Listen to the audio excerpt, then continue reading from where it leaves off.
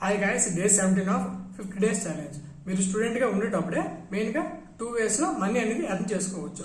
ఒకటి ఇంటర్న్షిప్. అసలు ఇంటర్న్షిప్ ఏంటంటే మీరు కంపెనీస్కి జాబ్స్ కోసం ఏ విధంగా అయితే అప్లై చేస్తారో ఇంటర్న్షిప్ కూడా అంతే.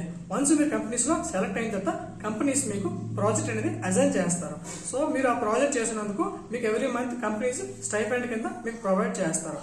అండ్ ఇది మ్యాక్సిమం అన్ని కంపెనీస్ కూడా మీరు ఆన్ సైట్కి వెళ్ళి వర్క్ చేయాల్సి వస్తుంది. అండ్ కొన్ని కంపెనీస్ కూడా మనకి వర్క్ ఫ్రమ్ హోమ్ కూడా యాక్సెస్ ప్రొవైడ్ చేస్తారు. Coming to the second one, freelancing. Freelancing లో మెయిన్ గా మీడియేటర్స్ అనే వాళ్ళు ఎవరు కూడా ఉండరు. మనం డైరెక్ట్ గా క్లయింట్స్ తో అప్రోచ్ అవ్వచ్చు. సో ఈ మీడియేటర్స్ లేకపోవడం వల్ల మన మనీ అనేది ఎక్కువగా ఎర్న్ చేసుకోవచ్చు. మనం ఒక ఇండియన్ క్లయింట్స్ తోనే కాకుండా ఇంటర్నేషనల్ క్లయింట్స్ తో కూడా మనం వర్క్ చేయొచ్చు. సో ఈ ఇంటర్నేషనల్ క్లయింట్స్ ఉండడం బట్టి మనకి మనీ అనేది డాలర్స్ లో వస్తుంది. ఈ డాలర్స్ ని మనం పేపాల్ ద్వారా మన ఇండియన్ కరెన్సీలో చేంజ్ చేసుకోవచ్చు. ఈ ఫ్రీలాన్సింగ్ కోసం చాలా ప్లాట్ఫామ్స్ అనేవి ఉన్నాయి.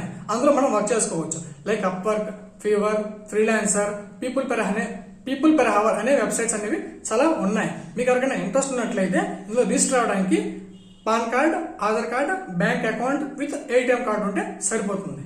Thank you.